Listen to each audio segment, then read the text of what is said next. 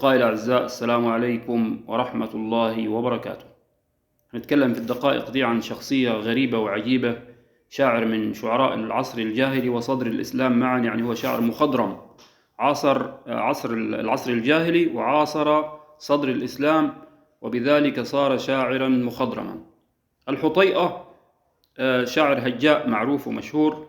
الحطيئة معنى الاسم يعني القصير القميء، وجهه مش جميل يعني، وقصير قصير القامة، ولذلك سموه بالحطيئة.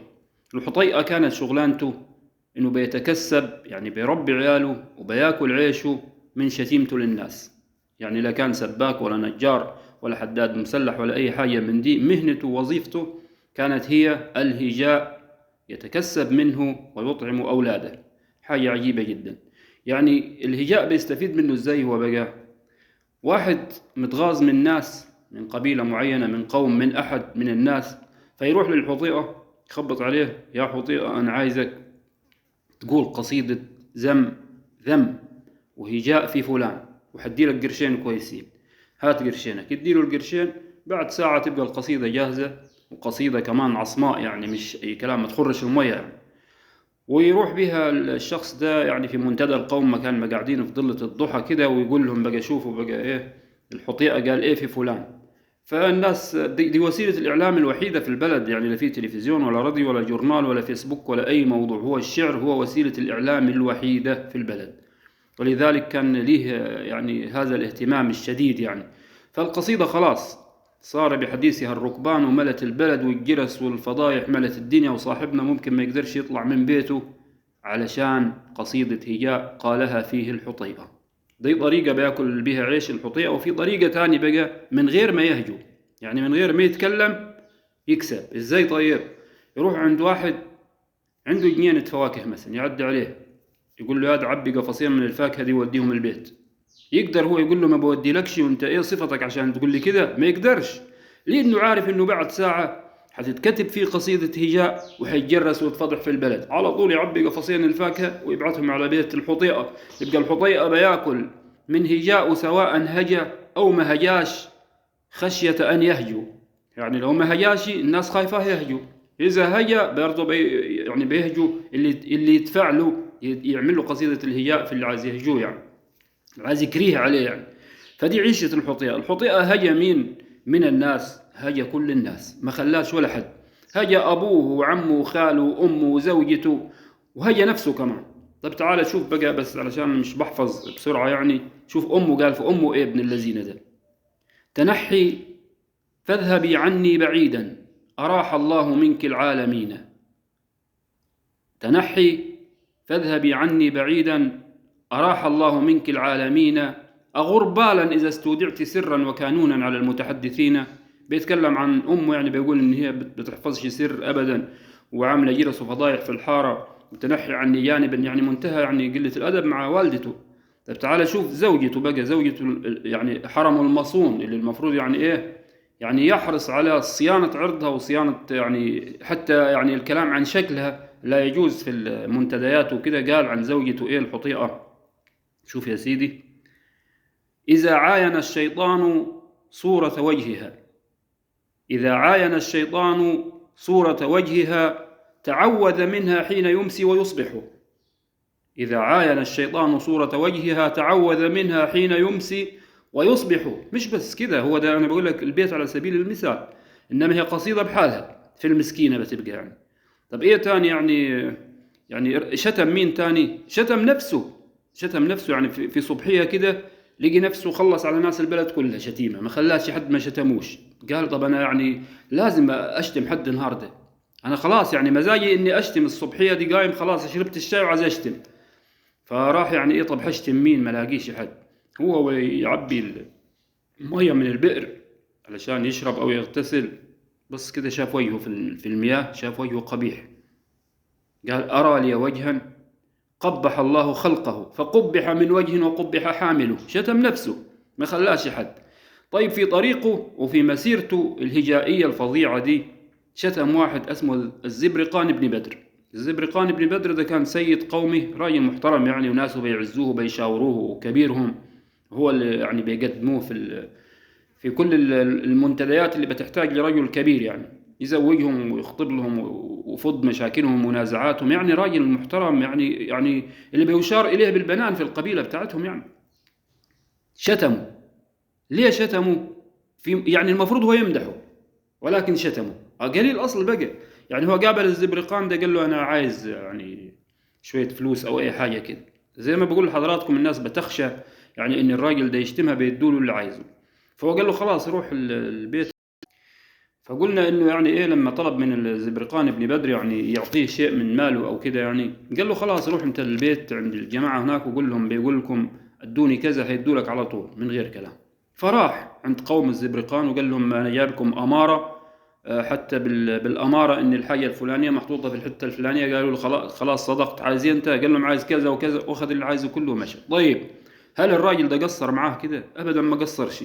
تروح تخبطه بقصيدة هياء، يعني زي إيه؟ يعني مثلا يعني زي هو يعني مش أنت علشان أديتني تعمل نفسك بتاع، أنت أصلا حرامي وأبوك لاممها مش عارف من فين وفيك وعليك بهذا الشكل. يعني قلة أصل، يعني عض اليد اللي تتمدله زي ما بيحصل يعني في عهدنا وعصرنا يعني. فشتم الزبرقان ده. زبرقان طبعا كبير قومه، ودي حاجة تسيئه قدام الناس وهتخليه ما يطلعش من البيت يعني.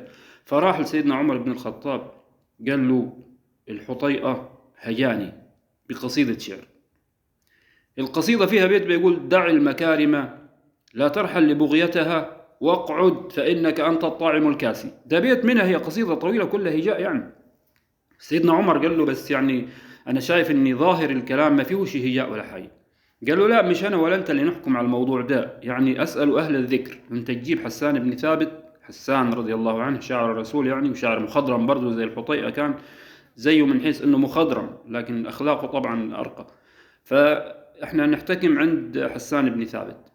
يا أبو حسان تعال يا حسان. طبعا سيدنا عمر أكتر واحد بيتحرى العدل والحق وكده. فيا أبو حسان اسمع يا حسان الكلام اللي قاله الحطيئة في الراجل ده كده.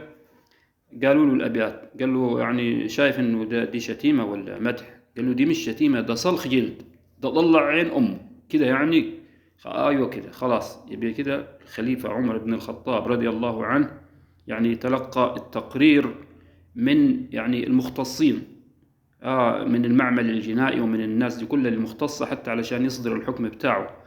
فأصدر حكمه بحبس الحطيئة. خلاص بقى يعني أنا كل شوية أنت واحد هيشتكي لي منك عم تزم في أعراض الناس. فحبسه. فالحطيئة هو محبوس، في ناس توسطت له يعني إنه يطلعه من الحبس، يعني قالوا له ده معاه عيال بيجري عليها وبتاع، توسطت له ناس كتير. بس اللي أثر في نفس سيدنا عمر قوي القصيدة اللي بعتها الحطيئة، يعني بيستعطف بها سيدنا عمر.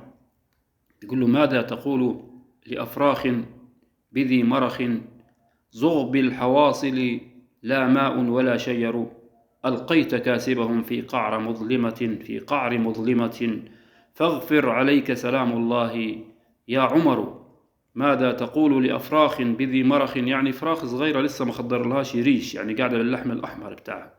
ماذا تقول لأفراخ بذي مرخ زغب الحواصل لا ماء ولا شجر ألقيت كاسبهم في قعر مظلمة في السجن، يعني فاغفر عليك سلام الله يا عمر. سيدنا عمر قال طيب طلعوه من السجن. جابوه له قال له بص أنا هشتري منك أعراض المسلمين، هديك 3000 درهم في الشهر تصرف بيها لعيالك. تمام يا عمي؟ قال له تمام. بتهجوش حد تاني؟ أوعى أسمعك بتهجو حد. فقال له تمام. لكن اللي عرفناه بعد كده إنه يعني نقض العهد ده وهجى الناس تاني. لكن ال3000 درهم كانت يعني لو ساعتها لو راح بها السوق هيشتري طماطم وبطاطس وشيبسي لعياله وكل حاجة. بس لو كان كيلو السكر ب40 جنيه طبعا كان هيغلبوا شوية الأمر يعني، والطماطم هتبقى غالية عليه، فكانتش هتكفي الحطيئة، فكان هيرجع يشتم. هو على العموم رجع يشتم الناس تاني. الحطيئة يعني شاعر هجاء، يعني زي ما بقول لحضراتكم، يعني واحد شتم أبوه وعمه وخاله، شتم أمه، شتم زوجته، شتم نفسه، يعني في الآخر شتم نفسه. شوف. طيب أنت عارف الزبرقان ده اللي اشتكى لسيدنا عمر وقال له شتمني بقصيدة كان يستحق قصيدة مدح، يعني أنت سألتني أنا أعطيتك كمان بكثرة، خذ اللي عايزه وروح، يعني مش كمان يعني أنا عايز 10 جنيه خذ ال10 جنيه. قال له لا خذ اللي عايزه. يبقى المفروض الحطيئة يعمل إيه لو يعني نفسيته متظبطة ومش مريض يعني نفسيا؟ كان يعني عمل قصيدة مدح في الراجل ده، لكن هو على العكس تماما عمل قصيدة هجاء في الزبرقان بن بدر. لكن أنا برضو نفسيا بقول لك الحطيئة ده، يعني كلمة حطيئة يعني قميء وقصير، يعني كل الصفات اللي مش كويسة يعني في شكل البني آدم، يعني تترجمها كلمة حطيئة. أنا بعتقد إن التسمية دي ليها سبب في إن نفسيته تبقى وحشة وناقم على المجتمع وكده، يعني خلقته مش مظبوطة، استغفر الله العظيم، يعني قبيحة، يعني احنا كده نراها قبيحة، ولكن سبحان الصانع. فما كناش سميناه الحطيئة، يعني قصدي على أبوه وأمه، يعني شافوا خلقته مش جميل ولا ود أبيض كده ولا مش عارف إيه، فما كانوش سموه الحطيئة. التسمية دي يعني خلته يعني راجل ناقم على المجتمع كله، ويعني خلاص يعني أنا كده المجتمع بيصمني بهذه الوصمة وإن أنا قبيح، يبقى خلاص يبقى أنا بالمرة بقى فشاط في الناس كلها. الحطيئة مات سنة 45 هجرية زي ما بقول لحضراتكم، عاصر العصرين الجاهلي وصدر الإسلام، فسمي بالشاعر المخضرم. مات سنة 45 هجرية. الحطيئة كان بيتكسب من الهجاء. الحطيئة كانت أخلاقه يعني في الإسلام زي ما احنا شايفين، يعني واحد كل شغله شتيمة، وده بيبقى أبعد الناس مجلسا من رسول الله صلى الله عليه وسلم، الفاحش البذيء ده. فكان هو فاحش ويعني منتهى البذاءة ده الحطيئة. فدي عيشته كانت. فحتى لم يعرف له مبايعة للرسول، يعني بعض الروايات بتقول لك لما جاء سيدنا عمرو بن العاص بايع الرسول على كذا، لما جاءت هند، لما جاءت يعني مذكورة اللحظات بتاعت مبايعة الناس المشهورة معروفة يعني في التاريخ الإسلامي. لكن الحطيئة لم يعرف له مبايع، يعني متى جاء بايع الرسول محدش عارف بالضبط، قد يكون ما بايعوش. وبرضه في روايات بتقول هو ارتد عن الإسلام فترة ورجع تاني. الملخص يعني حياة الحطيئة كانت يعني مش متدين جدا، ولا هو شبه متدين، هو مسلم في البطاقة، يعني مسلم إن كانت له بطاقة، لكن كانت دي عيشته شتيمة في شتيمة، وآخرها اللي اتحبس عنها بتاعت الزبرقان بن بدر. والزبرقان بن بدر ده زي ما بقول لكم يعني راجل يعني كبير ناسه وعزيز في قومه، وليه حكاية تاني لما جاي بايع الرسول على الإسلام يعني صلى الله عليه وسلم. في واحد معاه يعني جاي من قومه كده معاه علشان ما يمشيش لوحده، بقى راجل كبير ويعني مشهور وكده. فالراجل ده اللي جاي مع الزبرقان بيقول للرسول، الزبرقان ده إنسان محترم ومن عيلة محترمة وكده. الزبرقان بص له قال له بس كده انت تعرف عني حاجات كتير حلوة، يعني بتقولهاش ليه؟ يعني يا رسول الله ده يعني يعرف عني حاجات حلوة كتير قوي ما قالهاش. فالراجل اللي كان بيمدحه من شوية قال له والله انت فيك وعاليك وناسك فيهم وعاليهم، شتمه، كان لسه يعني من لحظات بيمدحه.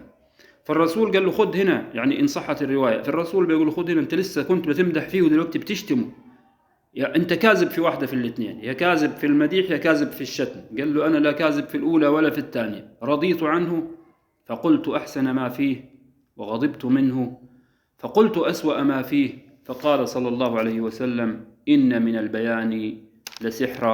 نلقاكم على خير، والسلام عليكم ورحمة الله وبركاته.